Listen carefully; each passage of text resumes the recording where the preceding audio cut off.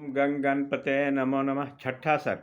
वानप्रस्थ मुनियों का राक्षस के अत्याचार से अपनी रक्षा के लिए श्री रामचंद्र जी की प्रार्थना करना और श्री राम को उन्हें आश्वासन देना। सारंग मुनि के ब्रह्मलोक चले जाने पर प्रज्वलित तेज वाले कुकुशवंशी श्री रामचंद्र जी के पास बहुत से मुनियों के समुदाय पधारे।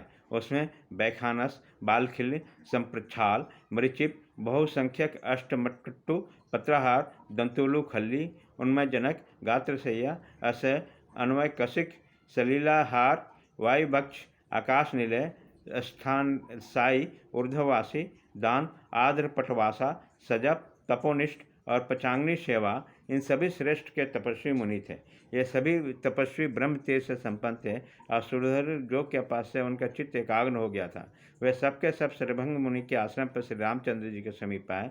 धर्मात्माओं के श्रेष्ठ परम धर्माज्ञ श्री रामचंद्र जी के पास आकर धर्म के ज्ञाता समागत ऋषि समुदाय ने उनसे बोले, रघुनंदन, आप ही इस वाकु वंश के साथ समस्त भूमंडलों के स्वामी, संरक्षक एवं प्रधान महारथी वीर हैं। जैसे इंद्र देवताओं के रक्षा करने वाले हैं, उसी प्रकार आप मनुष्य लोक की रक्षा करने वाले हैं। आप अपने यश और पराक्रम से तीनों लोकों में विख्यात हैं। आप में पिता की आज्ञा से पालन का व्रत, सत्य भाषण एवं संपूर्ण धर्म विद्यमान है। नाथ, आप महात्मा, धर्मज्ञ और धर्मोत्सल हैं। हम आपके पास प्रार्थी होकर आए, इसलिए स्वार्थ की बात निवेदन करना चाहते हैं, इसलिए इसके लिए हमें क्षमा करना चाहिए।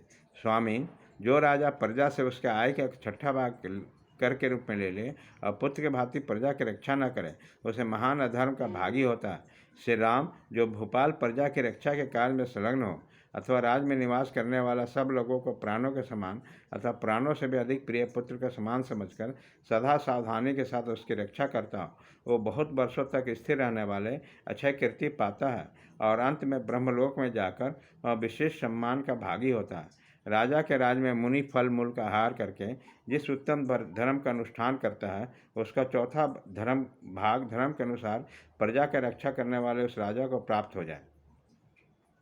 श्री राम, इस वन में रहने वाला वानप्रस्थ महात्माओं का महान समुदाय, जिसमें ब्राह्मणों की संख्या अधिक है तथा जिसके रक्षक आप हैं, राक्षसों की तरह नाथ मारा जा रहा है। यह मुनि समुदाय का बहुत अधिक मात्रा में संहार हो रहा है। आइए देखिए, यह भयंकर राक्षसों द्वारा बारंबार अनेक प्रकार से मारे गए बहुसंख्यक पवित्र मुनि शरीर नर 100 या कंकाल दिखाई देते हैं। पंप सरोवर और उसके निकट बहने वाली तुंगभद्रा नदी पर तट पर जिसका निवास है, जो मंदाकिनी के किनारे रहती है तथा जिन्होंने चित्रकूट पर्वत के किनारे अपना निवास स्थान बना लिया है, उन सभी ऋषि महर्षियों को राक्षस द्वारा महान संहार किया जा रहा है। इस भयानक कर्म करने वाले राक्षसों ने इस वन में तपस्वी मुनि का जो ऐसा भयंकर विनाश कांड मचा रखा, वो हम लोगों से सहा नहीं जाता। अतः इन राक्षसों से बचने के लिए, शरण देने के लिए उद्देश्य हम आपके पास आए हैं। श्री राम, हम आप शरणागत वत्सल हैं, अतः इन निशाचरों को मारे जाते हुए हम मुनियों की रक्षा कीजिए। वीर राजकुमार, इस भूमंडल पर हमें आपसे बढ़कर दूसरा कोई सहारा नहीं दिखाई देता। आप इन राक्षसों से हमें बचाइए। तपस्या में रहने वाले इन तपस्वी मुनियों की बातें सुनकर ककुस कुल भूषण धर्मात्मा श्री राम ने सबसे कहा, मुनिवर, आप लोग मुझसे इस प्रकार प्रार्थना न करें। मैं तो तपस्वी महात्माओं का आज्ञा पालक हूँ। मुझे केवल अपने ही कार्य से वन में प्रवेश करना है। इसके साथ ही आप लोग का सेवा का सौभाग्य भी मुझे प्राप्त हो जाएगा।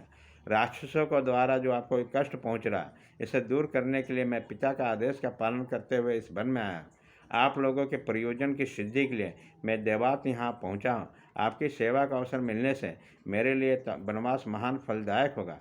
तपोधनों, मैं तपोधनी मनुष्यों से शत्रुता रखने वाले इन राक्षसों को युद्ध में संहार करना चाहता हूँ। आप सब लोग महर्षि भाई से मेरे पराक्रम देखें। इस प्रकार उन तपोधनों को वर देकर धर्म में मन लगाने वाले तथा श्रेष्ठ दान लेने वाले वीर श्री रामचंद्र जी ने लक्ष्मण और तपस्वी महात्माओं के साथ सुतीक्ष्ण मुनि के पास गए। इस प्रकार श्री वाल्मीकि निर्मित आदि काम के अरण्य कांड में छठा सर्ग पूरा हुआ।